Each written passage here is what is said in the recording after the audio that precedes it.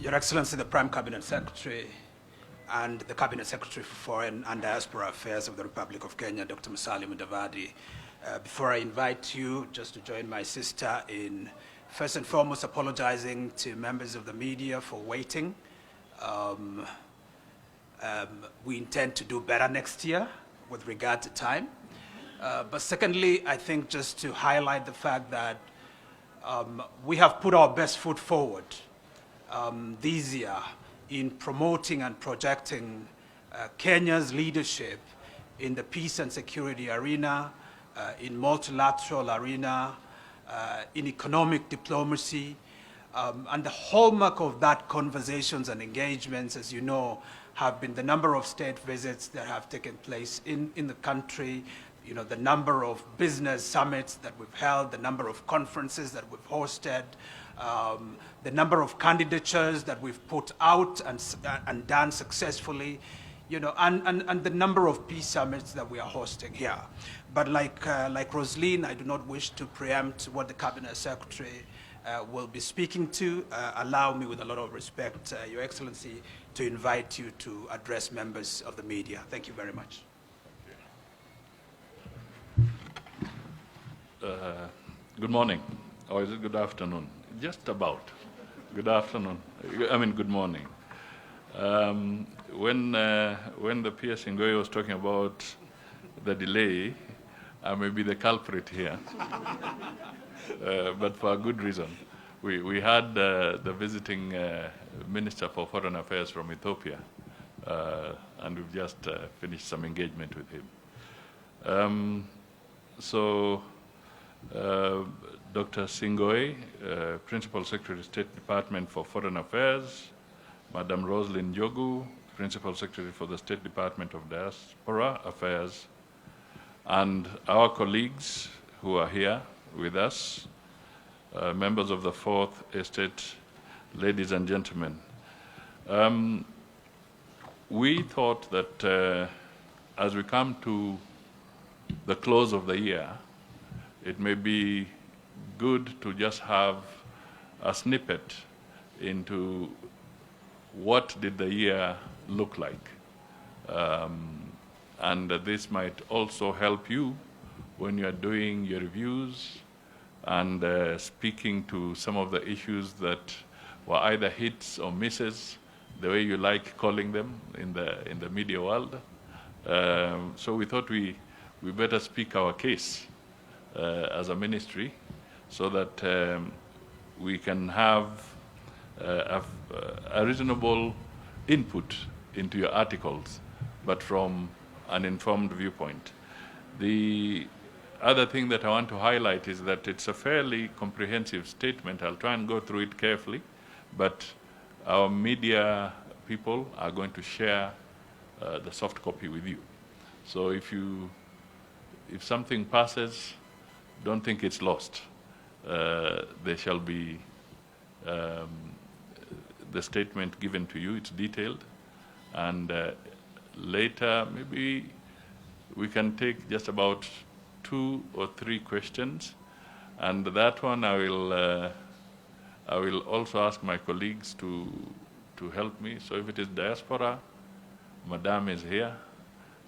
If it is other matters of foreign policy, Dr. Singoi is here, so they'll anchor me. So let me go through it right away. I am delighted to welcome you all to this media briefing session at the outset. This briefing is in line with our commitment to keep Kenyans fully appraised on our engagements as an accountability tool to the public. As we approach the closure of 2024, I will reflect on key highlights of our achievement in advancing Kenya's foreign policy agenda, noting that 2024 has been significant and eventful in many ways, but also equally exciting. Guided by our foreign policy goals, a key mandate is strengthening bilateral and multilateral relations, high-level visits, inbound and outbound, are critical lever to facilitate meaningful dialogue aimed at enhancing relations that include trade, investment opportunities in technology, agriculture, and infrastructure. Notable among them are these: the state visit to Japan by His Excellency the President early in the year, during which an exchange of notes was signed, providing a grant of Kenya shillings 3 billion to enhance the KEMRI research facility. A state visit from Uganda resulted in the signing of a tripartite agreement on the importation of transit of refined petroleum products, the resolution of several non-tariff barriers, and the establishment of a landmark agreement for the extension of the standard gauge railway to Malaba by Kenya from Malaba to Kampala by Uganda. There was also the official visit to the United Republic of Tanzania, during which 14 non-tariff barriers were resolved. There was a state visit to Ghana, where multiple memoranda of understanding were signed. There was a state visit to Zimbabwe, where Kenya secured corporate tax exemptions for Kenyaways, among others. There was also the state visit to the United States of America, which centered on key areas of cooperation, including trade and investment, climate change, security, health, and technology, and the designation of Kenya as a major non-NATO partner, reinforcing Kenya's role as a leader in this region. There was a visit to Ethiopia focused on revitalizing the 2012 Special Status Agreement. There was a state visit from Somalia, which facilitated the opening of vital trade channels, expanding aviation connectivity, and enhancing market access. There was a state visit from Poland. An MOU was signed regarding the tax solidarity program and unlocking financing of various projects. These include in the dairy sector and even in the energy sector, the rural electrification program. There was also a visit to South Sudan, and the main focus here was on peace building to revitalize the Tumaini initiative, as well as the development of the regional infrastructure under the LAPSET. Further, in the light of growing demand, we have also expanded our diplomatic footprint by opening a new embassy in Abidjan, Ivory Coast, Rabat in Morocco, and a consulate general in Jeddah, Saudi Arabia. In the year ahead, we shall open a consulate general in Guangzhou, China, as well as in Port-au-Prince, Haiti. On the multilateral front, Kenya has made significant strides in strengthening her multilateral engagements through active participation in various international organizations and fora. We have positioned ourselves as a leader in driving collaborative solutions to global challenges and ensuring that our voice is heard on the international stage. On the sidelines of the recent 79th session of the United Nations General Assembly, dubbed the Summit of the Future in September, His Excellency President Ruto held a high-level event on the Global Plastic Treaty, which Kenya co-hosted with the UNEP and the International Negotiating Committee on Plastic Pollution Secretariat, and the inaugural steering committee meeting of African Green Industrialization Initiative, AGII. During the event, Kenya advanced critical national and continental positions, including the Nairobi Declaration on the Africa Climate Summit, the Africa Renewables Energy Strategy, and the specific outcomes of the 28th Conference of Parties, that is COP28, to the United Nations Framework Convention on Climate Change, General Assembly, positions that we continue to advance at the recently concluded COP29 in Baku, which resulted in an increase of climate financing from $100 billion to $300 billion. Additionally, Nairobi's stature as a diplomatic multilateral hub has grown. It now hosts 109 resident diplomatic missions and 148 intergovernmental and international organizations. It should not escape your mind that also recently we have gazetted a new category of permits which continue to consolidate Nairobi as a multilateral hub. And that is already with you, it is gazetted, and an earlier statement was issued. This year, for record, Nairobi has hosted the United Nations Environment Assembly, UNEA 6, the 54th session of the Codex Committee on Food Hygiene, the inaugural Africa Climate Summit, and the inaugural Africa Climate Summit, ACS 23, and Connected Africa 2024 Summit, CAS 2024.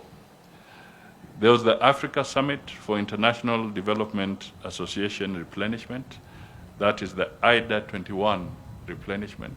That was a very significant meeting that took place here. And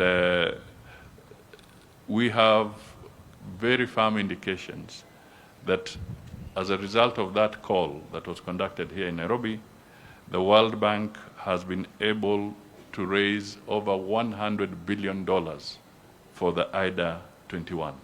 So that meeting here, hosted by the President and the President of the World Bank, was extremely significant because the IDA 21 is the concessionary window to help 75 countries globally that fall within the bracket of being IDA recipients. There's the Africa Fertilizer and Soil Health Summit. Then we had the annual meeting of the African Development Bank. And this, again, was significant because there was the ADB replenishment, number 17, and the call was to increase the capital to ADB from $10 billion to $25 billion. That, again, was a very important milestone for Kenya. On regional and continental integration, there was even the inaugural School Meals Coalition Task Force. Remember, Kenya has established itself as a leader in the school feeding program, working with international partners. In fact, why they came here is that Kenya has become a benchmark for effective and successful school feeding programs. On regional integration and continental integration, we have placed a high premium and prioritized regional and continental collaboration. Our active participation in the African Union, the East African Community, Intergovernmental Authority on Development, IGAD, the International Conference on the Great Lakes, and the COMESA have been active. And indeed, this was crowned recently with President William Ruto becoming the chair of the East African Community Summit. Kenya's leadership in this institution has fostered stronger ties with neighbors and advanced our shared vision for stability. Notable highlights include the election of the President, William Ruto, in February 2024 to spearhead the institutional reforms of the African Union that would aid in the realization of the Africa we want, as outlined in Agenda 2063. In addition to being chairman of the Committee of the Africa Heads of State and Government on Climate Change. Additionally, in recognition of our role in the AU, we have offered the Right Honorable Raila Odinga for the African Union Commission chairperson. and we are now looking positively towards the mid-February 2025, when all things being equal, we would be looking confidently towards his election as the AUC chair. Turning to the economic diplomacy, our engagement with foreign investors has resulted in increased funding for small and medium enterprises, which are vital for job creation and poverty alleviation.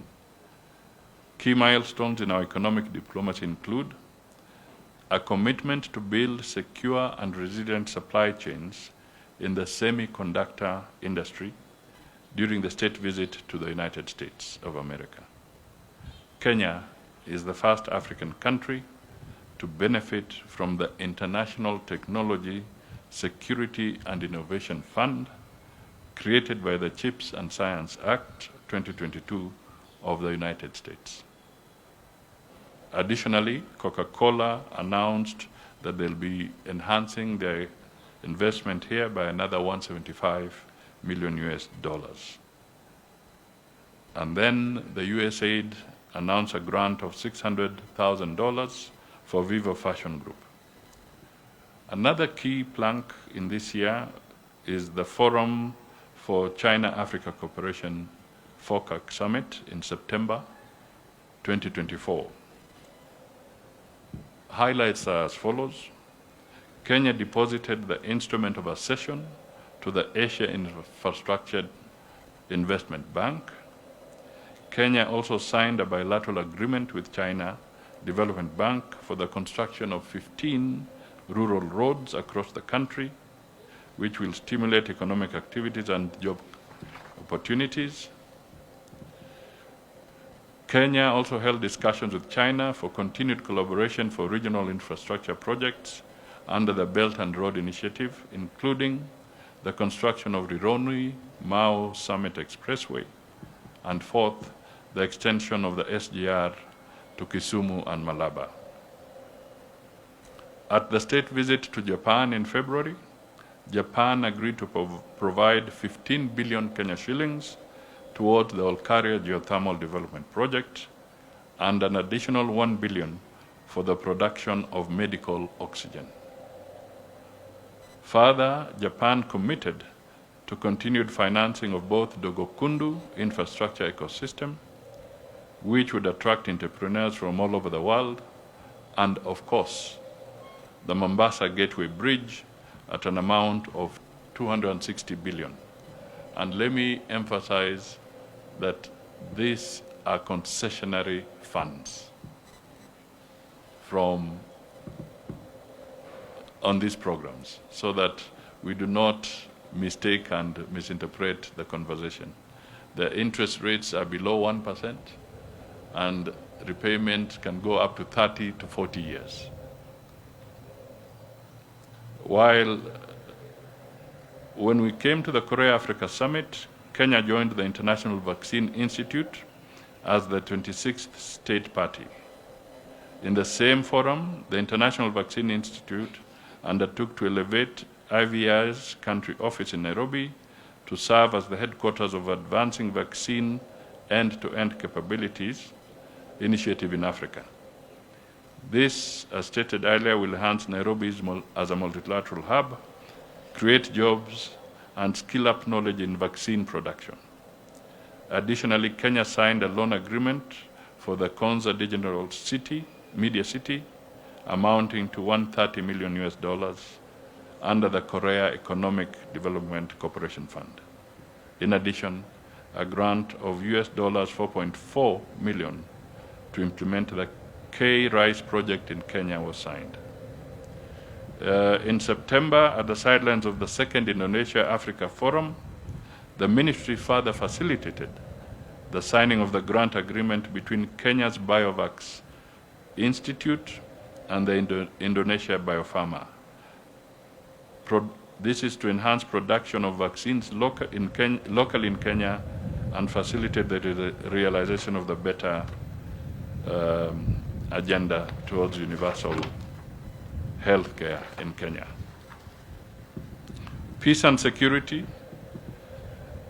we have maintained our commitment, and right now there is the ongoing Tumaini Peace Process Initiative, spearheaded by the President, which holds promise for the stability of South Sudan. And indeed, even this morning, as I was meeting with the minister from Ethiopia, they did sign an agreement with Somalia on the area where they had some challenge. And one of the things that he did acknowledge formally was that what was concluded in Turkey was actually started here in Nairobi by these good people and the people of Kenya. So it is bearing fruit. I also wish to remind you that we have so far 381 troops in Haiti, and it is our commitment that we shall be systematically, once the logistics are in place, dispatch the remaining 616 to assist in the peace efforts in Haiti. On the diaspora engagements, we have continued to sign and negotiate bilateral labor agreements. We've done so with Saudi Arabia, Qatar, Germany, Austria, and negotiations are ongoing with the United Arab Emirates, Kuwait, Oman, and Canada. This is an ongoing activity, and not too long ago, as we were marking our anniversary, there was a lot of detail that was granted to yourselves by the Department of Diaspora on the achievements being made and the first opportunities that are being initiated for Kenyans out there. 2 weeks ago, we also launched the revised Kenya foreign policy document, dubbed Twiga Diplomacy, aligning Kenya's diplomatic efforts with global trends and challenges. The policy document will further be translated into Kiswahili to enhance awareness in what has come to be popularly known as foreign policy mashinani. This is to ensure accessibility and ownership across the country. Thereafter, a nationwide sensitization campaign will be rolled out to engage citizens on the significance of the policy in shaping Kenya's future and showcase the opportunities on how they can plug into its implementation. As part of its effective implementation and uptake, a sessional paper has been drafted, and it is actually currently just getting the brushing up, and it will be presented to Cabinet and subsequently to Parliament for further consideration. If I come back to the State Department for Diaspora again, a comprehensive mobility and migration partnership agreement between the Republic of Kenya and the Federal Republic of Germany, where Kenya will compete for 250,000 jobs. Now, I want to really explain this, because some people decided to be a little bit mischievous and give the impression that Germany has given Kenya 250,000 jobs. That is not the case. Please get the facts right. They have a shortfall of 250,000 opportunities, not exclusive to Kenya, but also with other countries. So it is up to us to work smoothly, collectively, and efficiently so that we can get a reasonable share of these 250,000 opportunities. Please, my dear brothers and sisters, make sure we convey that message correctly and not distort the facts. The bilateral agreement between the government of Kenya and Austria has also been signed. There's also a memorandum of understanding with the Frederick Norman Foundation for when we want to create provision of remote jobs for Kenyans. And please also tie this to the recent work permit that has been allowed of the digital nomad, where Kenya is now making sure that we can provide greater access for young men and women who are savvy in technology to engage with the rest of the world. We have secured the placement of 1,733 Kenyans in the US, United Kingdom, and Germany in various fields such as hospitality, medical, and agricultural sectors. The department has also launched the Mkulima Maju program, which has seen 2,000 young agricultural students from various entities in Kenya work in mechanized farms in the UK. This program has also seen the placement of 67 teachers to the United States through the Placement Consultancy, a Kenya diaspora-owned recruitment agency in Maryland, the US. And I was there to flag off a section of these teachers as they left for the US. There are other areas that cover agriculture in Canada, and we're also looking at other markets. So the details will be in the statement. The Diaspora Department also organized job fairs in different counties as follows.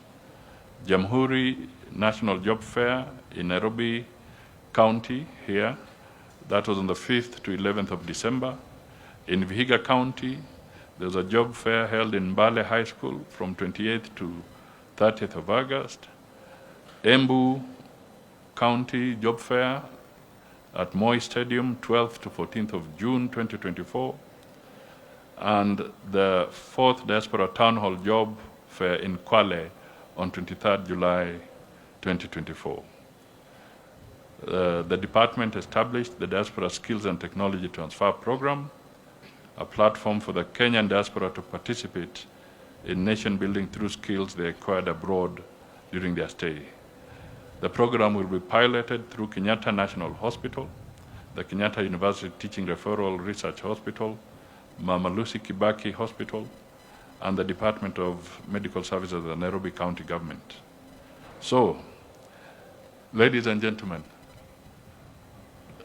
this document is going to come to you so that you can have a fair opportunity to look at what the Ministry of Foreign and Diaspora Affairs has been able to achieve in the year 2024 and the areas of focus. And I want to assure you that as we take a short break, like every other Kenyan, we'll be raring to go starting January so that we can continue serving the Kenyans diligently, fairly, and with all the necessary patriotism.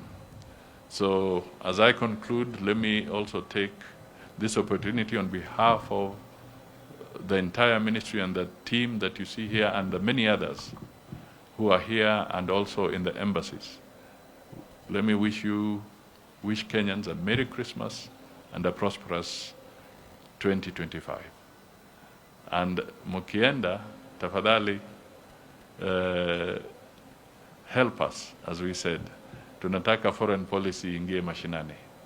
But you can see for yourselves, as I narrated, it takes a lot of backroom negotiation,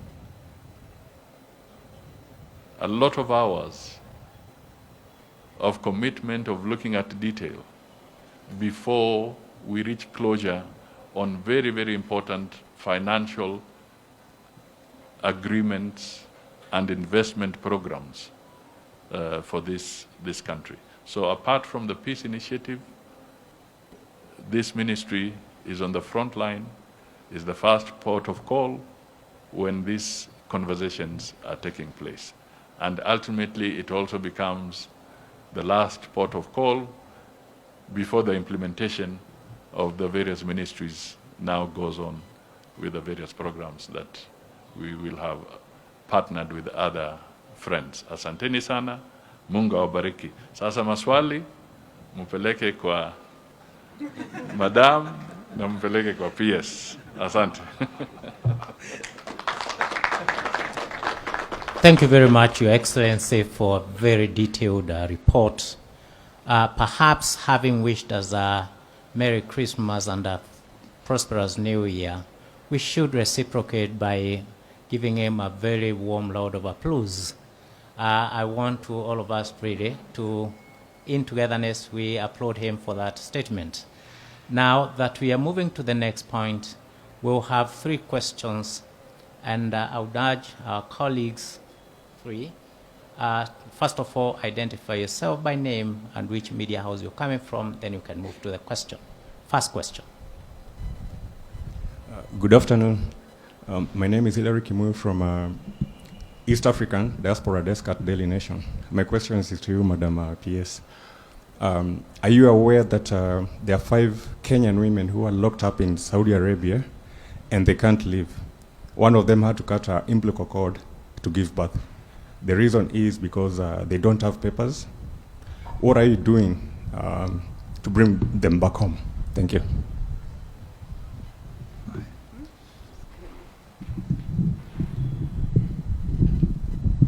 Good morning, everyone. My name is Paul Kirobi from TV47. My question is concerning the statistics, number of Kenyans who have been evacuated from Lebanon.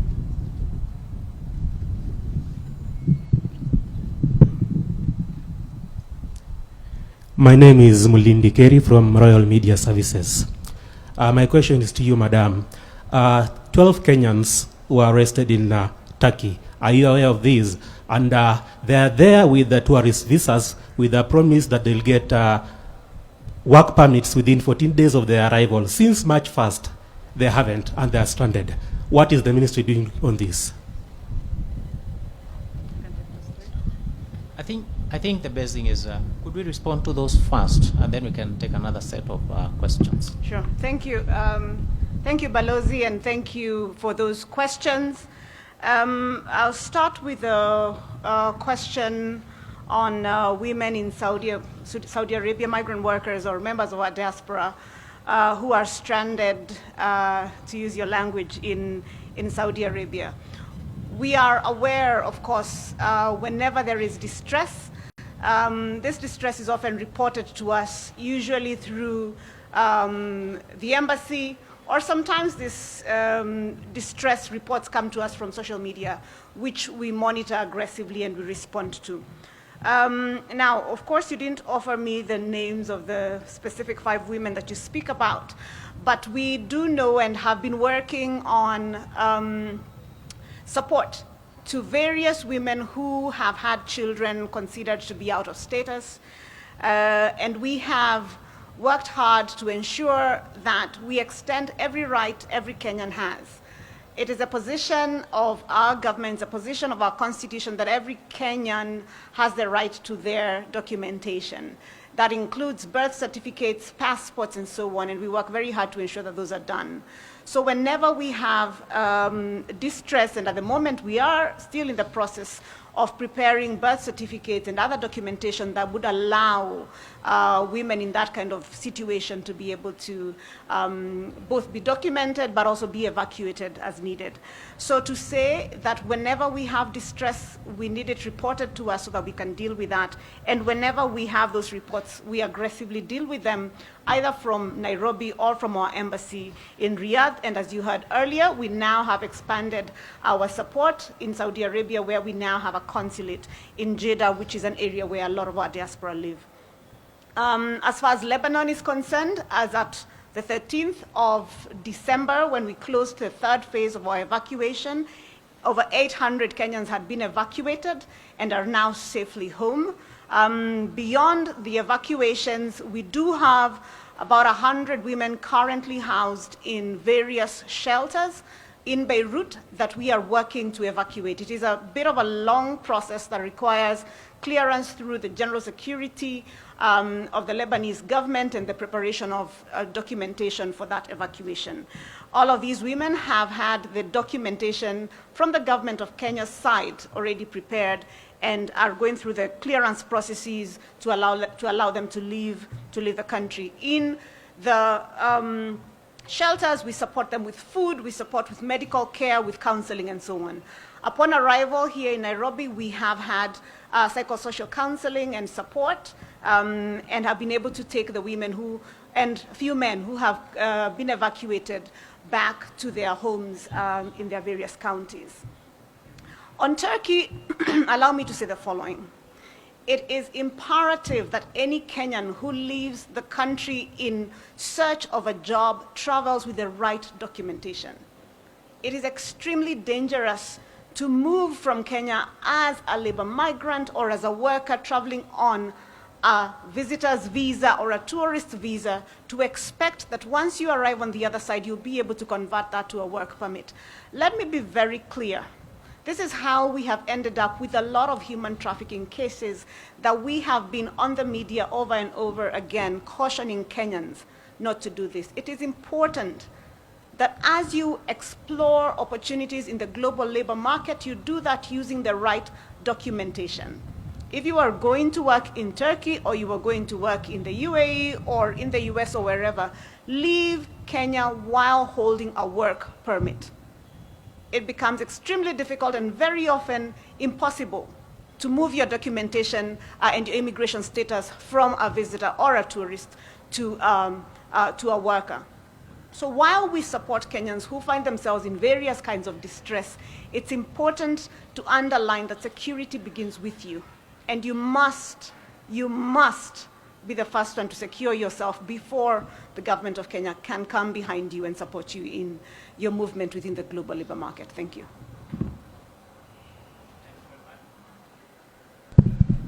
Yes, thank you very much. I think we will take 3 more questions and we wind up this conversation. Thank you. Lady. Good afternoon. My name is Mercy Simio from Daily Nation. My question goes to the Prime Cabinet Secretary. What is the Kenyan stance on post-ATMIS transition, and will the country be deploying troops to African Union Support and Stabilization Mission in Somalia? So, Madam P.S. Rosling Jogu, Amokomo Modaki from The Standard. Just on the same note about evacuation in Lebanon. We have reports that there are some ladies. There's a lady who has been offered arrest warrant, and she has as well been sent away from the evacuation camp. So what are you doing to bring such cases back to the country? Could you clarify? Okay, my question is, there's a case of a lady who is stranded in Lebanon. She was left during the evacuation, the first evacuation that you conducted, and she's saying that she has been issued an arrest warrant because she lacks documentation. Her documents were confiscated by her former employers, and she has as well been sent away from the evacuation camp. So, what are you doing to at least address such cases? Another question to PCS.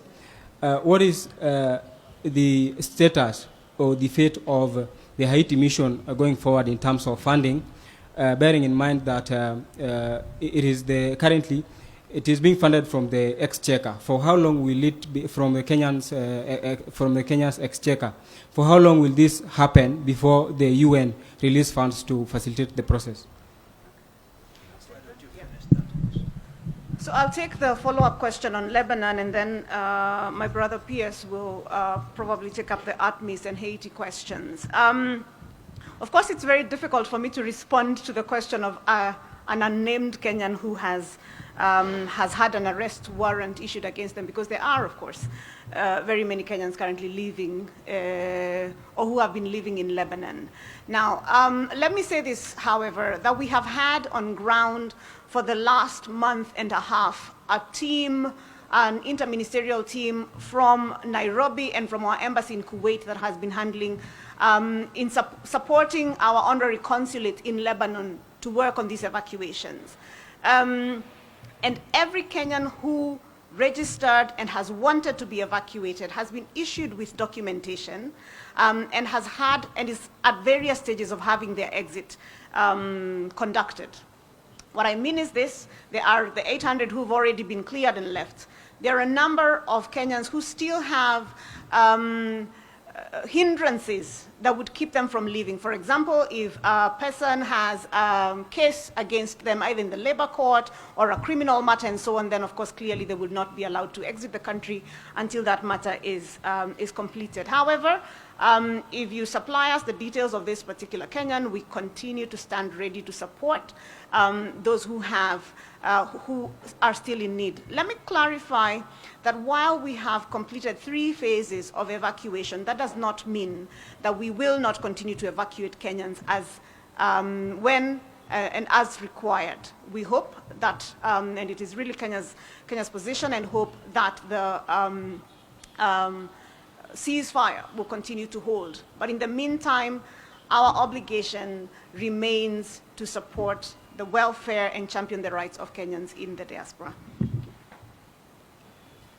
Thank you very much. To the questions relating to Kenya's deployments in Somalia and in Haiti, with regard to Somalia, Kenya has been, of course, a troop contributing country under the framework of ADMIS for the last couple of years.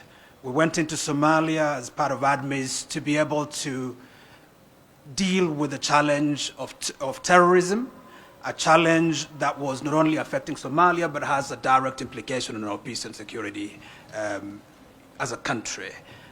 We have succeeded, by and large, in degrading the capability of Al-Shabaab, and other terrorist elements, working closely with the Somali authorities. We've seen a marked improvement in the security situation in Somalia, but that exercise is yet to be concluded, and therefore the decision was taken last year that there would be an extension, but that extension would involve the transformation of ADMIS into the Africa Union support mission in Somalia.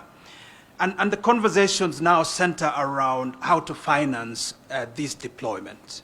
By and large, ADMIS was funded heavily through contributions from the European Union, as well as the US, and other agencies, including the African system itself, the African Peace Fund.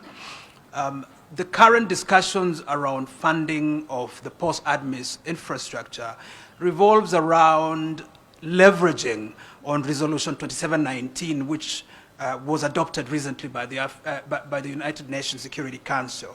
Under that resolution, Africa Union led peacekeeping missions can be able to leverage on assessed contributions of the UN, which will mean then that we can be able to secure more sustainability of financing of that mission. But I think the long and the short of that is that Kenya will continue to be a troop contributing country.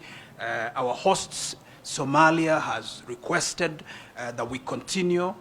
We are working with other countries that are also troop contributing countries, including new ones such as Egypt, amongst others.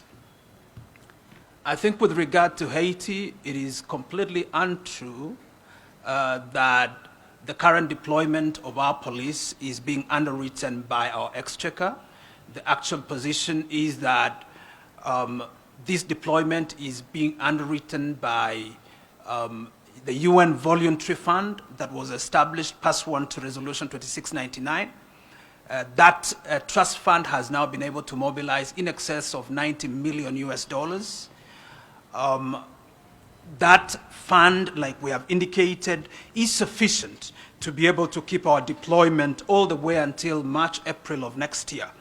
But discussions are going on, as a matter of fact, today at the UN Security Council, where a resolution is being presented with a view to try to transition the financing of our deployment in Haiti, the MSS, from the voluntary mechanism in the direction of a UN peacekeeping mission. Again, the whole desire is to ensure the sustainability of financing of this deployment. And so, number one, it's not accurate to say that it's the Kenyan exchequer that is underwriting our deployment in Haiti. The actual position is that this is underwritten under the framework of the UN voluntary mechanism as adopted in Resolution 2699 of 2023, which is the basis upon which we have that deployment. Thank you very, very much. Asante. The last one had a very short question. Naam, Katibu Bwana Sing'oei, ningependa update kidogo kutoka kwako kuhusu jina langu Dickens Luvanda kutoka Hope Media. Ningependa update kidogo kuhusu ushirikiano wa Kenya na Uganda hasa baada ya kisa BCJ kutolewa nchini Kenya katika hali isiyoeleweka, na usalama wa raia wa Kenya ambao raia wa mataifa mengine ambao wanaingia humu nchini hasa kipindi hiki. Uhusiano wetu kati ya Kenya na Uganda ni uhusiano wa kiundugu, wa kiujirani, ni uhusiano ulio karibu sana. Tuko na uhusiano katika nyanja mbalimbali, na sisi tunatembeleana kila wakati, tunafanya biashara pamoja, na chini ya himaya ya Afrika Mashariki sisi ni kama tunajenga undugu wa karibu under what is called the East African Federation, which is one of the projects that we are working on. Kisa ambacho unakiguzia cha Kiza Besije tayari tuliongelea na tulieleza wazi circumstances under which our security agencies were able to release Mr. Besije to the authorities in Uganda. We have restated time and time again that under the East African Community frameworks, there are obligations on us to facilitate the arrest of persons who may have run afoul of the law within their own countries. And it is within that context that this was facilitated. I think you have since realized that Mr. Besije is standing trial under Ugandan law. And therefore, it is up to the Ugandan government and the Ugandan judicial authorities to be able to make a determination with regard to his rights. Lakini pia kuhakikishia tu wote wanaotembelea Kenya ya kwamba wako salama. Our security agencies are here to protect and to ensure that they carry on their legitimate business in Nairobi, in other cities of our country, without any interference. But I think what we need to be able to caution very, very strongly is that if there are circumstances in which there are very clear requests from our friendly neighbors for support to be able to release certain individuals, I think Kenya will not stand back from being able to honor these requests, particularly if these requests, are based on the framework of the East African community. Thank you very, very much. Thank you very much, PCS and PS. I think this brings to the end of this very engaging conversation. I want to thank our friends from the media for their time and very meticulous questions they have raised. The PCS has made an undertaking that the statement will be released to you in full detail. So if there are any areas of clarification, I'm sure we are in town and we should be able to seek that in the course of the day with our media team. Where is Agum? She's there. Please, if there's anything that is that we want to cross-check once again, she's up there, and therefore do have a very good afternoon and Merry Christmas, unless Your Excellency has the last word. Is there a last word? I was bringing this conversation to a closure and wishing each one of us a very Merry Christmas and a prosperous New Year. I thank you. That's good enough.